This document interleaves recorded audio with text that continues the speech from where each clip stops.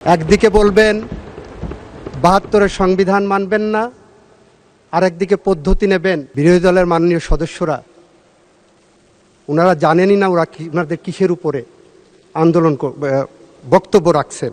মাননীয় স্পিকার, গত কয়েকদিন ধরে সোশ্যাল মিডিয়ায় এবং আজকে সংসদে বসে মাননীয় বিরোধী দলীয় নেতাদের, বিরোধী দলের সদস্যদের সংবিধান, আইন, রাজনীতি, আন্দোলন, অভ্যুত্থান, বিপ্লব সম্পর্কে যে কথাগুলো শুনছি, আর মনে হচ্ছে আমার ৩০ বছরের পেশাগত জীবনের শিক্ষা, আমার ৩০ বছরের আইনজীবী হিসেবে যে অভিজ্ঞতা, তাকে সব মিছে, সবই ভুল, সবই কি মিথ্যে, এইটা মনে হচ্ছে।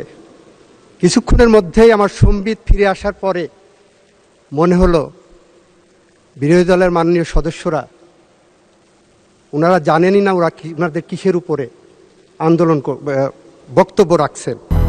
200-র বেশি সার্ভিস ও ফিচারে লেনদেনের সব বিকাশ অ্যাপে সম্ভব।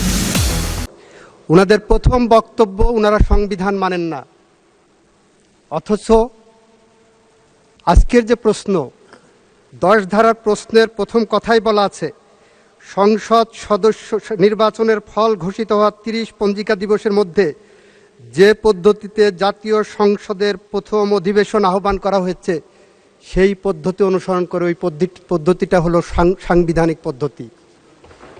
একদিকে বলবেন ৭২-এর সংবিধান মানবেন না, আর একদিকে পদ্ধতি নেবেন সাংবিধানিক পদ্ধতি।